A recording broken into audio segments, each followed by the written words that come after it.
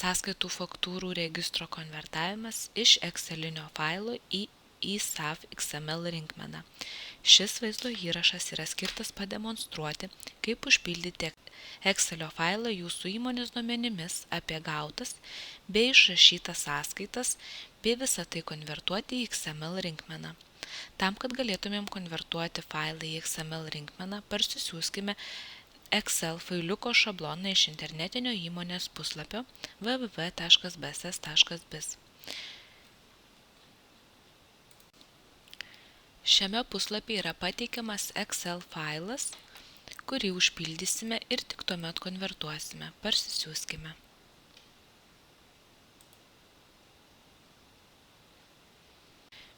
Peržvelkime failą, kurį pildysime. Failiukas yra sudarytas iš 4 lapų. Antraštės, gautų sąskaitų, išrašytų sąskaitų ir klasifikatoriaus. Kiekviename jų stulpeliai yra pažymėti žaliai arba geltonai. Žali laukai arba žali stulpeliai yra privalomi užpildyti ir geltoni gali būti paliekami tušti, jeigu pildyti nežinome ką. Lape antraštė turim nurodyti įmonės kodą bei mokestinį laikotarpį. Taip pat, jeigu duomenis teiksime pagal padalinius, tuomet nurodykime rinkmenos dalies numerį, pavyzdžiui, padalinio kodą. Dabar peršokim ir peržiūrėkim paskutinį failo puslapį. Jame galime rasti informaciją apie tai, kokie galimi sąskaitos faktūros tipai ir kaip jie yra koduojami. Taip pat PVM dydžiai bei jų kodai.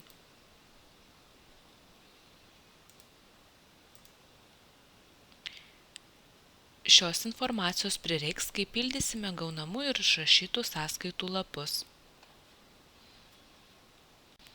Gautos sąskaitos lape vesime informaciją apie per mokestinį laikotarpį gautas sąskaitas. Parsisiųstame faile rasime užpildytas porą pavyzdinių eilučių. Būkite atsargus duomenis trindami, tam, kad neištrintumėte formulių. Kuris laukas savyje turi formulę, galite rasti stulpelio pavadinime. Ir kaip jau minėjau, pradžioje visi žaliai pažymėti stulpeliai privalomi, geltoni neprivalomi.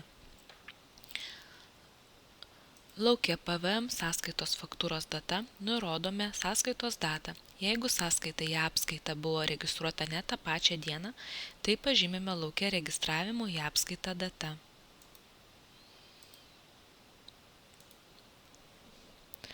Šie laukai gali skirtis, jeigu sąskaita buvo gauta vėliau nei kad išrašyta.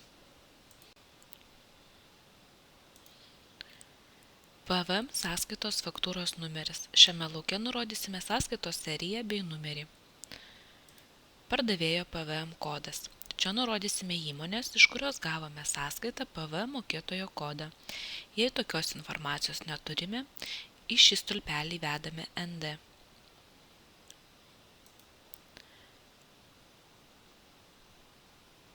Sekančiame lauke nurodome įmonės, iš kurios gavome sąskaitą faktūrą, pavadinimą.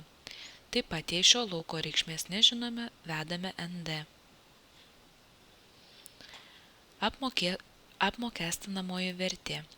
Lauke nurodome sąskaitos sumą be PVM dalies. Jeigu lauke PVM tarifas parinksim PVM tarifo dydį,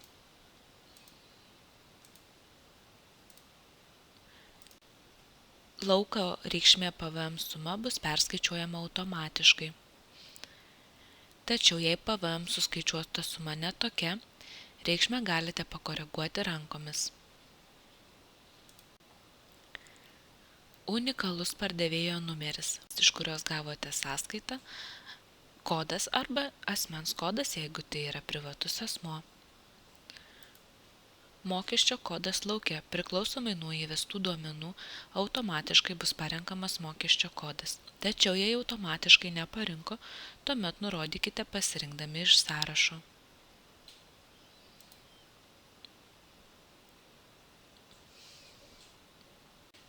Primenu pasiskaityti, koks PVM kodas yra ir ką tai reiškia, galite failo lape klasifikatoriai.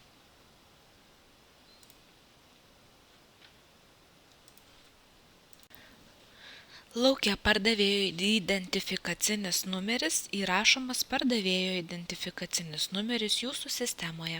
Lauke valstybės kodas galite įrašyti partnerių išrašusio jums sąskaitas valstybės kodą. PVM sąskaitos faktūros tipas.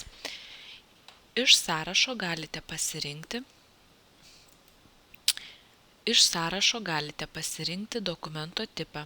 Kokie galimi PVM sąskaitų faktūrų tipai galite rasti skiltyje klasifikatoriai.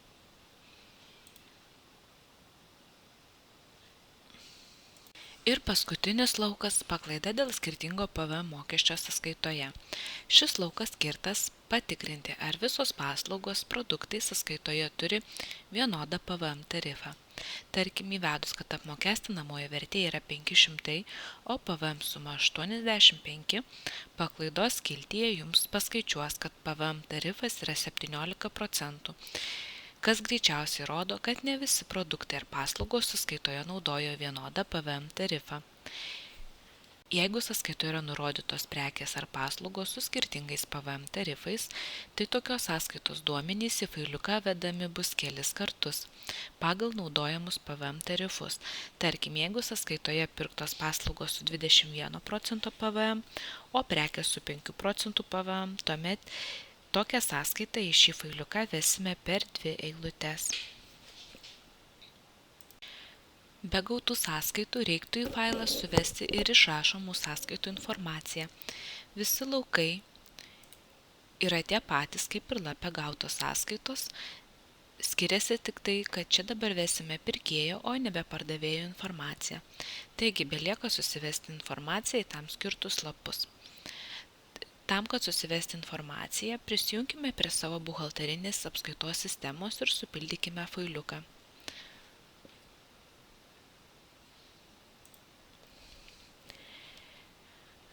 Primenu, jeigu naudojatės BSS IT įmonės buhalterinė sistema, failo pildyti nereikia. Jį galima susigeneruoti paspaudus mygtuką generuoti į SAF. Po mygtuko paspaudimo sistema sugeneruos failiuką jums automatiškai.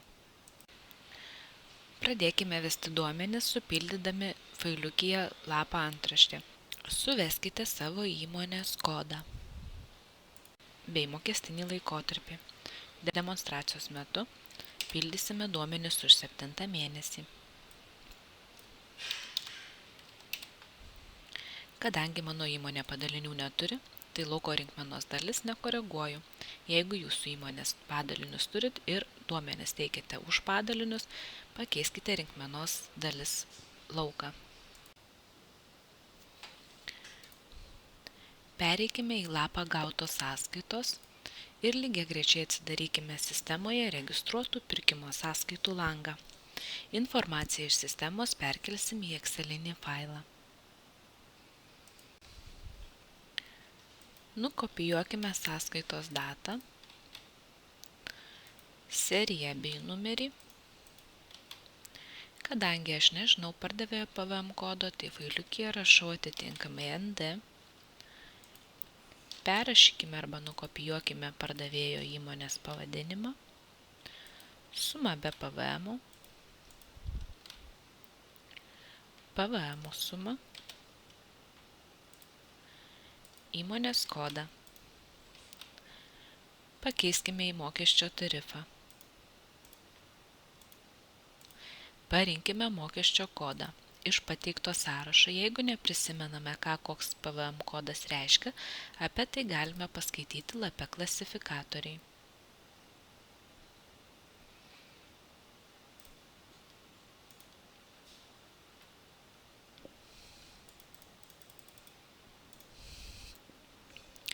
Įrašykime sąskaitos registravimo apskaitoje datą. Mano atveju šios dvi datos sutampa. Tokiu pat būdu suveskime antros ir visų likusių sąskaitų duomenis.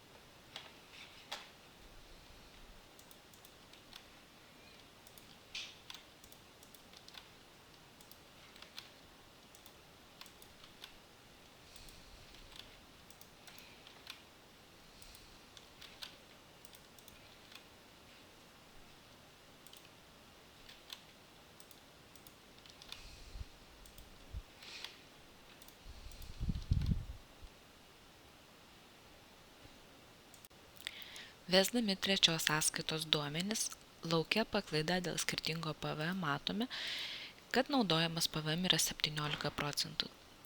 Tai būti negali. Tai reiškia, kad mūsų sąskaitoje yra bent 2 sąskaitos eilutės, kurios naudoja skirtingus PVMus. Tokios sąskaitos duomenis reikės įskaidyti į 2 eilutes. Dalį laukų galime nukopijuoti ir atsidarius sąskaitą suveskime skirtingus PVMus.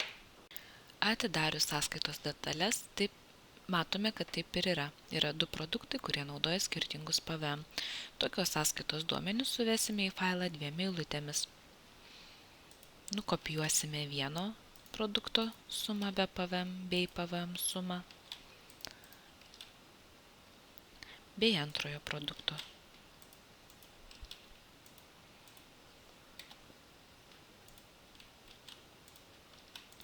Parinksime kitą mokesčio tarifą bei kitą mokesčio kodą.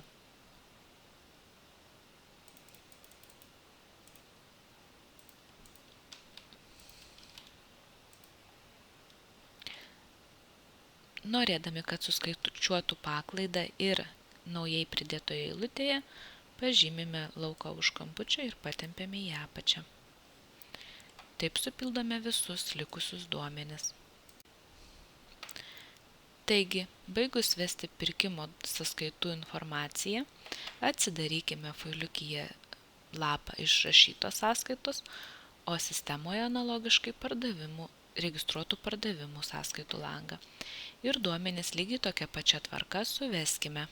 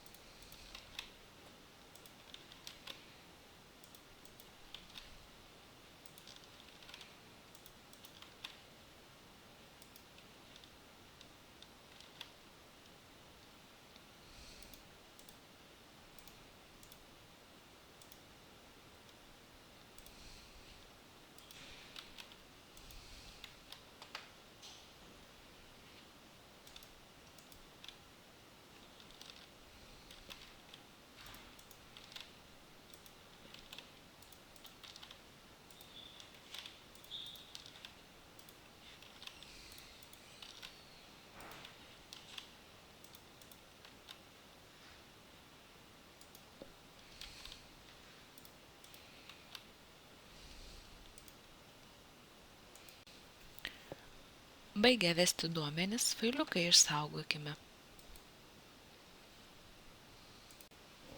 Dabar grįžkime į įmonės internetinį puslapį bss.biz. Nurodykime savo elektroninį paštą, į kurį norėsime gauti failiuką konvertuotą į XML.